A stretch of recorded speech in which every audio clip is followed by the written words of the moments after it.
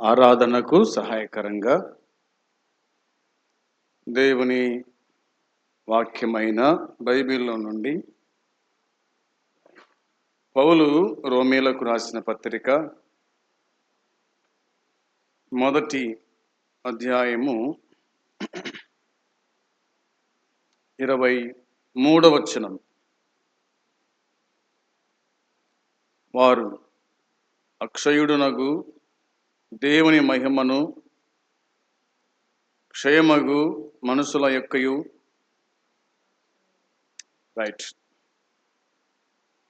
ఆరాధనకు సహాయకరంగా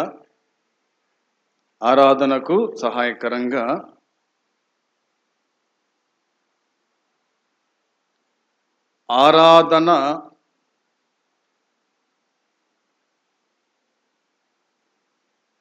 అందుకోగలిగినటువంటి దేవుడు ఆయన ఏమై ఉన్నాడో ఆ సంగతిని మనము జ్ఞాపకము చేసుకోవాలి. గత వారము దేవుడు అదృశ్యుడు అనే మాట మీద మనము ధ్యానము చేసినాం. దేవుడు అనగా ఆయన అదృశ్యుడు అనే మాట మనకు కనిపించింది. మనము త్రిత్వములోని రెండవ వ్యక్తి కుమారుడైన దేవుణ్ణి యేసుక్రీస్తును మాత్రమే మనము చూడగలుగుతాం. ఆరాధనలో యేసుక్రీస్తును మనము చూడగలుగుతూ ఉన్నాం. ఈ దినమందు దేవుడు అమరుడు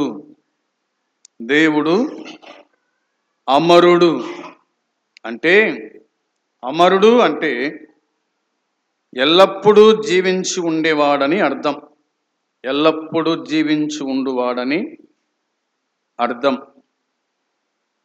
ప్రారంభము ఉన్న ప్రతిదానికి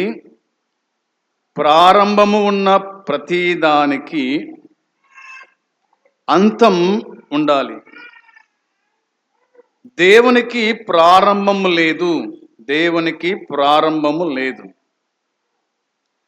ఆయన ఉన్నవాడు తనంతట తానే జీవాన్ని కలిగి ఉన్నవాడు.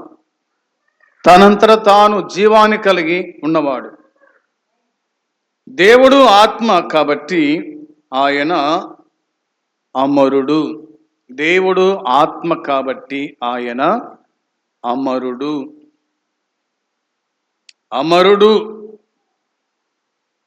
అంతటా ఉండువాడు, అంతము లేనివాడు, ఆరాధనీయుడు అనే సంగతులు ఇందులో మనం చూస్తాం. కాబట్టి రోమా పత్రిక మొదటి అధ్యాయము 23వ వచనాన్ని మనము చదువుకొని ఉన్నాం. ఈ వచనములో వారు అక్షయుడగు దేవుణ్ణి అనే మాట వ్రాయబడి ఉంది. ఆరాధించే దేవుడు ఎలాంటి వాడు అంటే ఆయన అక్షయుడగు దేవుడు, అమరుడయ్యున్న దేవుడు, అంతట ఉన్న దేవుడు, అన్ని కలిగించిన వాడు దేవుడు అనే సంగతులు ఈ రోమా పత్రికలో మనము చూడగలుగుతాం. ఆయనను గురించి మరొక మాట మనం చూస్తే దేవుని వాక్యం ఇట్లా గుర్తు చేస్తూ ఉంది. 20వ వచనం చూడండి ఒకసారి. 20వ వచనములో ఇలా ఉంది, ఆయన అదృశ్య లక్షణములు అనగా ఆయన నిత్యశక్తియు దేవత్వమును జగద్దుప్తి మొదలుకొని సృష్టింపబడిన వస్తువులను ఆలోచించుట వలన తేటపడుచున్నవి గనుక వారు నిరుత్తరులై ఉన్నారు అనే మాట ఉంది. కాబట్టి ఆయన ఏమై ఉన్నాడో ఆ సంగతిని పౌలు భక్తుడు ఇక్కడ జ్ఞాపకం చేసినట్టుగా మనము చూస్తాం. ఆయన ఎలాంటి వాడు ఇంకా అంటే అక్కడ రాయబడింది 21వ వచనములో, వారు దేవుణ్ణి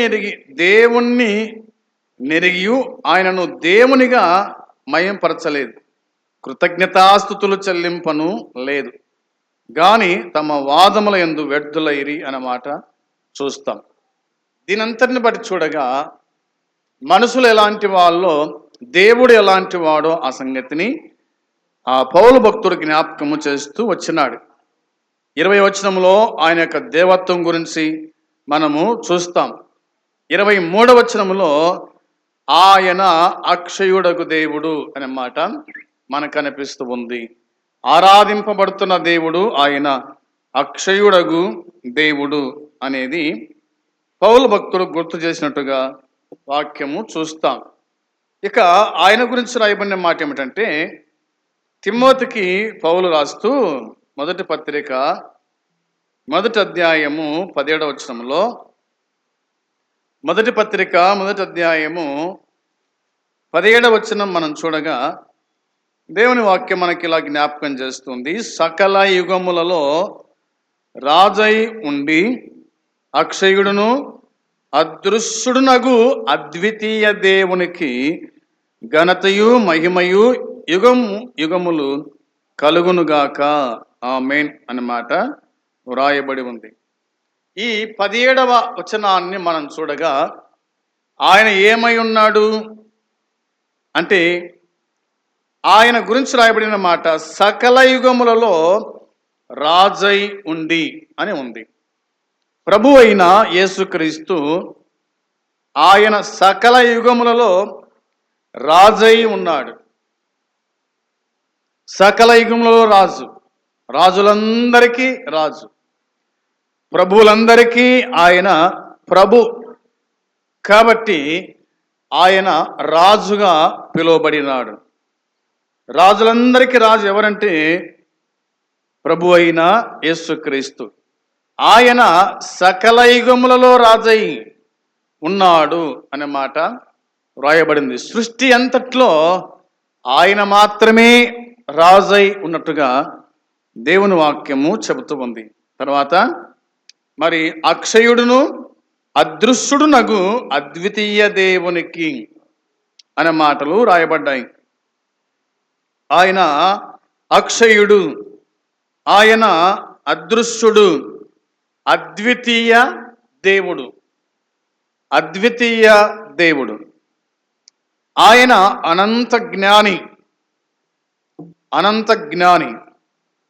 కాబట్టి ఆయన దృశ్యుడు అదృశ్యుడు కూడా. ఆయన ఉన్నవాడు అనువాడు, నిరంతరము ఉన్నటువంటి దేవుడు. ఇంతలో కనిపించేటువంటి వాడు. ఆయన మరుగున గుడుక ఉండేటువంటి దేవుడు. ఆయన మానవునిగా కనిపించాడు, కానీ దేవత్వములో ఆయన దేవుడుగా కూడా ఉన్నట్టుగా మనము చూస్తాం. ఆయన మానవుడిగా మాట్లాడినాడు, దేవునిగా కూడా ఆయన మాట్లాడినాడు.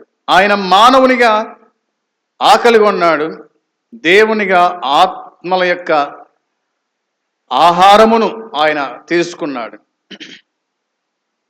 ఇట్లా దేవుని వాక్యం మనకు గుర్తు చేస్తూ వస్తుంది.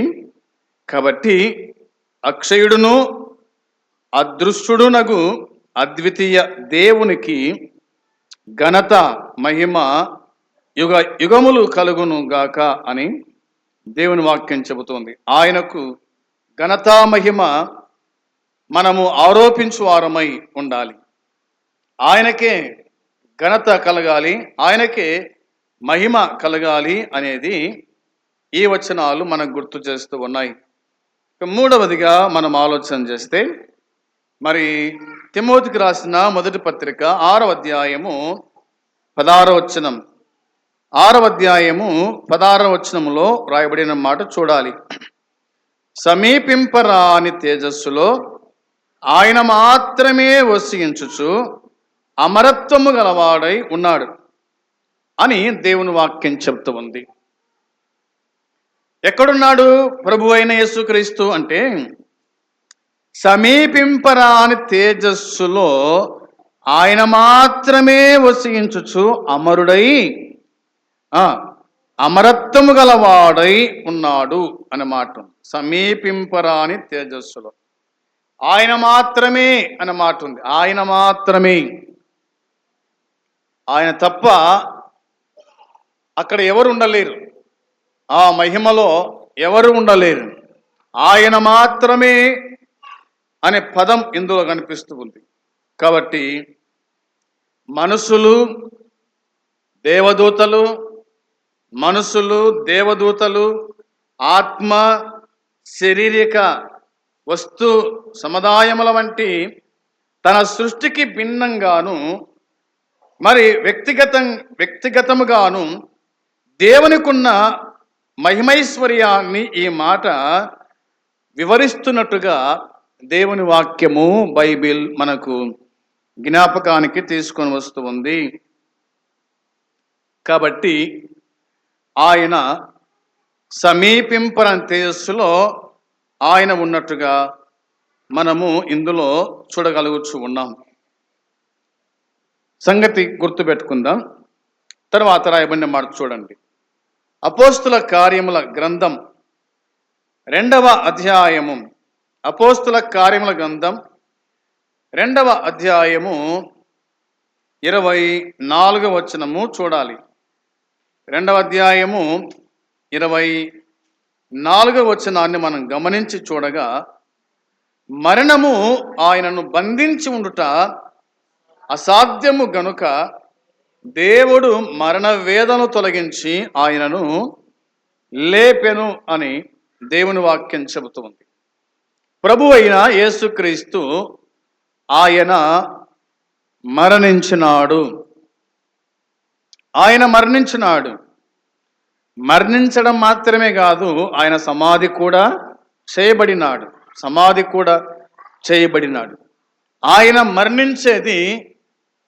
ఆయన మరణించినది సమస్త ప్రజలు చూడగలిగినారు. అనగా యెరూషలేం ప్రాంతంలో ఉన్నటువంటి ప్రతి ఒక్కరూ కూడా ఆయన శిలువ మరణాన్ని చూడగలిగినారు.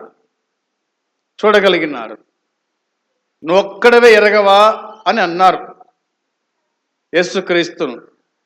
కానీ అంటే ఒక్కరు కూడా నేను చూడలేదు ఆయన శిలువ మరణాన్ని అని చెప్పడానికి వీలు లేకుండా ఆయన భూమికి మధ్య ఆకాశానికి మధ్య ఆయన శిలువ వేయబడినట్టుగా దేవుని వాక్యం బైబిల్ మనకు చెబుతూ ఉంది. తర్వాత అందరూ చూస్తూ ఉండగానే యెరూషలేం ప్రాంతంలో ఉన్నటువంటి ప్రజలందరూ, మరి ఆనాటి కాలపు రాజులైతేనేమి, అధికారులైతేనేమి, అందరూ చూస్తూ ఉండగానే ఆయనను సమాధి కూడా చేసినారు. ఆయన సమాధి అందరికీ తెలుసు.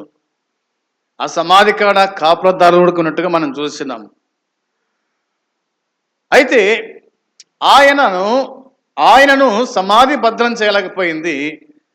ఆయనను మరణము బంధించలేకపోయింది. ఆయనను సమాధి భద్రం చేయలేకపోయింది. ఆయన మరణాన్ని సమాధి బంధించలేకపోయింది. కాబట్టి వాక్యం చెబుతున్న మాట మనం ఎరుగుదుము. మరణము ఆయనను బంధించి ఉండుట అసాధ్యము అని ఉంది. మరణము ఆయనను బంధించి ఉండుట అసాధ్యం గనుక దేవుడు మరణ వేదనలు తొలగించి ఆయనను లేపినాడు అని దేవుని వాక్యం చెబుతుంది. లేపినాడు. చూడండి ఆ మాట యోహాను సువార్త 5:26 వచనములో, యోహాను సువార్త 5వ అధ్యాయము 26వ వచనము చూడగా, తండ్రి ఎలాగూ తనంతట తానే జీవము గలవాడై ఉన్నాడో అలాగే కుమారుడును తనంతట తానే జీవము గలవాడై ఉండుటకు కుమారునికి అధికారము అనుగ్రహించెను అని దేవుని వాక్యం బైబిల్ మనకు చెప్తూ ఉంది. తండ్రి అయిన దేవుడు ఎలాగూ తనంతట తానే జీవం గలవాడై ఉన్నాడో, కుమారుడు కూడా తనంతట తానే జీవం గలవాడై ఉన్నాడు. అనేది మనం గుర్తు చేసుకోవాలి. క్రీస్తు స్వభావమే నిత్య జీవానికి మూలం. క్రీస్తు స్వభావమే నిత్య జీవానికి మూలం. ఇది ఆయనలో నిక్షిప్తమై ఉంది. నిత్య జీవము అనే స్వాస్థ్యం ఒక శక్తిలాగా దేవుడు ఏ విశ్వాసకి ఇవ్వలేదు. కానీ అది అది మనకు క్రీస్తు సహవాసము ద్వారా లభించింది. ఇది కేవలము ఆయన మీద మనకున్న విశ్వాసం మీద ఆధారపడి ఉంటుంది అనే సంగతి ఆయన గుర్తు చేసినట్టుగా దేవుని వాక్యము చెబుతుంది. కాబట్టి మరణం మీద కుమారునికి అధికారము ఇవ్వబడింది. యేసుక్రీస్తు ప్రభు మరి ఆయన మాట్లాడుతూ ఇట్లా అన్నాడు, ప్రాణం పెట్టుటకు నాకు అధికారం ఉంది, ప్రాణము తిరిగి తీసుకోవడానికి నాకు అధికారము ఉంది అన్నాడు. ఆయన ప్రాణం పెట్టగలడు, ఆయన సమాధి చేయగలరు, ఆయన తిరిగి లేవగలరు కూడా. ఆ శక్తి ఆయనకుంది. ఆయన బతుకున్నప్పుడే ఆయన లేపిన వారిని మనం చూస్తాం. కాబట్టి మరణం మీద ఆయనకు అధికారం ఉంది అనే సంగతి దేవుని వాక్యం బైబిల్ మనకు జ్ఞాపకం చేస్తూ ఉంది. అందుకోసమే దేవుడు అమరుడు అని దేవుని వాక్యం చెబుతుంది. దేవుడు అమరుడు అంటే ఎల్లప్పుడూ జీవించేవాడని అర్థం. ఆయన ఎల్లప్పుడూ జీవించేవాడని అర్థం. ఆయన ఎల్లప్పుడూ జీవిస్తూనే ఉన్నాడు. అవునా? ఎల్లప్పుడూ జీవిస్తున్నాడు. ఆయన జీవాధిపతి అని ఉంది. అవునా? ఆయన జీవాధిపతి. జీవాధిపతిని మీరు చంపితిరి అని అన్నాడు పేతురు. ఆయన ఎల్లప్పుడూ జీవిస్తూ ఉన్నాడు అనే మాట కనిపిస్తుంది. తర్వాత దేవునికి ప్రారంభం లేదు, ఆయన ఉన్నవాడు. ఆయన ఉన్నవాడు. మోషతో ప్రభు చెప్పిన మాట అదే, ఉన్న అనువాడను అని ఆయన అన్నాడు. కాబట్టి ఆయన ఉన్నవాడు అనేది అర్థమవుతుంది. దేవుడు ఆత్మ కాబట్టి ఆయన అమరుడు. దేవుడు ఆత్మ కాబట్టి ఆయన అమరుడు. ఆత్మకు మరణము లేదు. శరీరానికి మరణం ఉంది, ఆత్మకు మరణం లేదు. ఆయన శరీరమునకు మరణం ఉంది. అవునా? ఆయన దాల్చిన శరీరానికి మరణం, ఆయన దాల్చిన శరీరానికి ఆకలి, ఆయన దాల్చిన శరీరానికి దాహం, ఆయన దాల్చిన శరీరానికి నిద్ర, ఆయన దాల్చిన శరీరానికి గాయాలు తగిలినాయి. ఆయన గాయపరచబడ్డాడు. ఆయన దాల్చిన శరీరము నిద్రించిందనగా మరణించింది. కానీ ఆత్మ మాత్రము మరణించలేదు. తండ్రి, నీ చేతికి నా ఆత్మను అప్పగించుచున్నాను అని అన్నాడు. అంటే తండ్రి చేతికి ఆత్మను అప్పగించినప్పుడు ఈ మట్టి శరీరము అది కూలబడింది. ఆత్మ లేని శరీరము అది మృతం. కాబట్టి ఆత్మను అప్పగించిన తర్వాత ఈ శరీరము అది కూలబడింది. దాన్ని వాళ్ళు సమాధి చేసినారు, దాన్ని సమాధి చేశారు. అయితే దేవుడు ప్రభు అయిన యేసుక్రీస్తు తను ఏ ఆత్మ అయితే అప్పగించినాడో మూడవ దినమందు అదే ఆత్మ వచ్చి ఆ శరీరంలో ప్రవేశించడం వలన ఆ శరీరము మరలా తిరిగి లేచాను అనేది మనకు అర్థమవుతుంది. కాబట్టి దేవుడు ఆత్మ కనుక ఆయన అమరుడు. ఆత్మైన దేవుణ్ణి మనము ఆత్మతో సత్యముతో ఆరాధన చేద్దాం. అట్టి కృప దేవుడు మనకు అనుగ్రహించునుగాక. ఆమేన్.